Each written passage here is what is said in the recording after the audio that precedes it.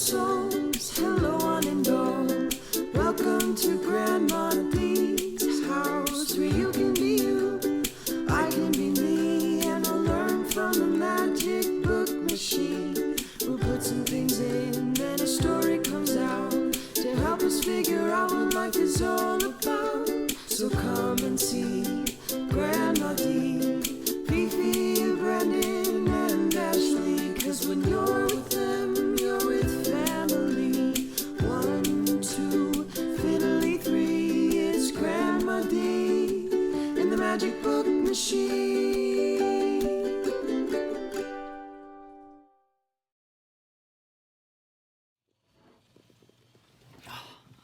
Hi, reading friends. Hi, Brandon. Hi, Mr. T. Say, Brandon, I was just coming in the back door and I saw that Ashley was crying pretty bad and Grandma D was trying to console them. Do you know what happened? I do. Ashley and I were out in the front yard social distancing ourselves and playing catch with Ashley's new football. Well, I am glad your dad finally got Ashley that new football. Well, yeah, except it went over the fence, and when Ash went to pick it up, that school bully, Novus Peverton, yelled across the street that boys only play ball. Then, since the ball rolled across the street, he didn't throw it back. He kicked it down the street and it rolled into traffic. Oh. He laughed and went into his apartment building. We're not allowed to go that far, so the ball was lost.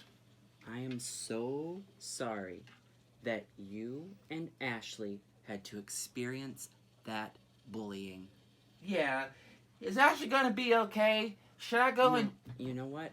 Let's let Grandma and Ashley talk it over in there by themselves.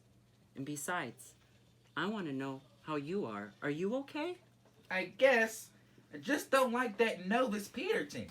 And now we have no ball. He's always bullying people at school. Miss Two Feathers always has to have him come into her office. I wish he'd just leave us alone. Yeah, well, I have to tell you, Brandon, reading friends, sometimes, most times, we have to call bullies out. We have to be able to let them know to stop. So if you're feeling uncomfortable because somebody is bullying you or picking on you, you should definitely tell them to stop. And if that doesn't work, there is something called safety in numbers. So you should find a friend or friends to play with. Because if you do that, then the bully will leave well enough alone. But if that doesn't work, you should definitely tell a parent or teacher or an adult what is happening. Like what Ashley is doing with Grandma right now and what you're doing with me. Oh! Yeah. Say, I just thought of a book that might help us out here. Really? Yeah. Is it about bullying? Well, kinda. It'll help us work together to learn about bullying, and then also maybe help us get rid of it by practicing kindness. It sounds great. Wonderful. Well, let's read it together, huh? Yay! All right. It's called Marlene, Marlene, Queen of Mean by Jane Lynch, Laura Embry, Ph.D., and A.E. Mikesell. Illustrated by Trisha Tusa. Let me tell you a story of a girl seeking glory who thought that the best thing to do was to pinch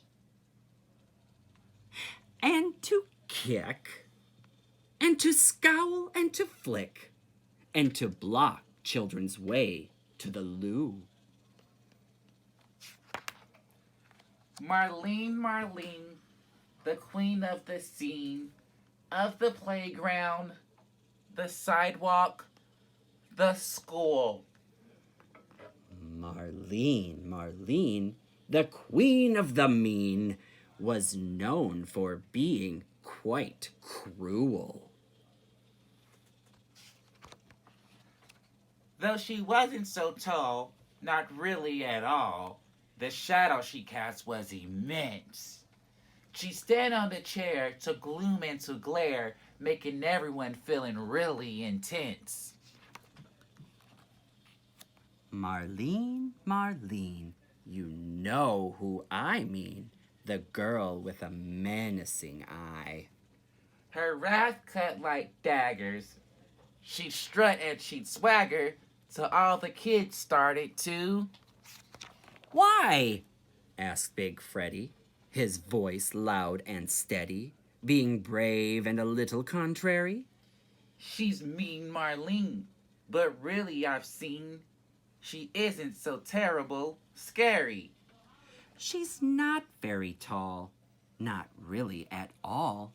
It's just her shadow that's large. We cringe and we cower and give her our power because we think she's in charge. And with that, mean Marlene, who wasn't so keen on her power beginning to fade, but on her best glower, And made her face sour. But the kids were no longer afraid. so Marlene stiffened her back and went on the attack, unleashing her meanness quite fully. Though she kicked and she punched, not a single kid flinched. And Freddy said, You're just a bully. After Freddy's decree, they could see. Could it be? That despite what she'd hoped to imply, Behind Marlene's glare, no monster was there. mean Marlene was starting to cry. Her tears rose up to melt all the anger she felt. It flew from her nose in 3 sneezes. Falling away like a cloak, her meanness, it broke into 123 pieces. Marlene had lost her routine of her formerly terrible self.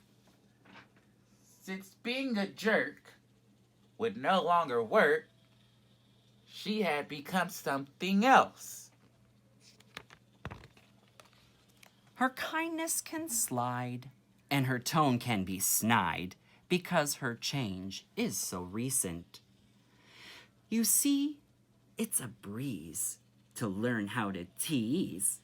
It's harder sometimes to be decent. And Marlene at times commits small friendship crimes that her new self might not seem to forbid. But she is, more or less, I'm sure you can guess, becoming a much nicer kid. The end. Wow, Mr. T. Thanks for sharing that story. I wish we could get Novus to stop being mean like they did. Yeah, that would be nice. Unfortunately, not every bullying situation is the same, which is why we say make sure to tell an adult if it keeps happening.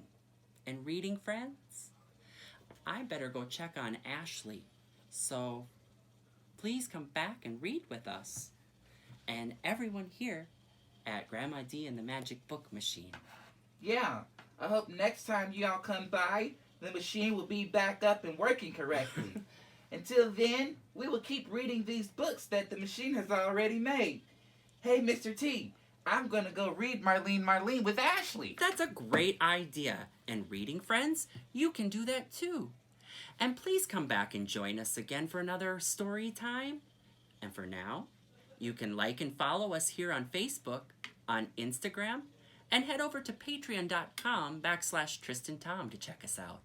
And reading friends, you know we don't much care for saying goodbye, so for now, farewell. It's time to say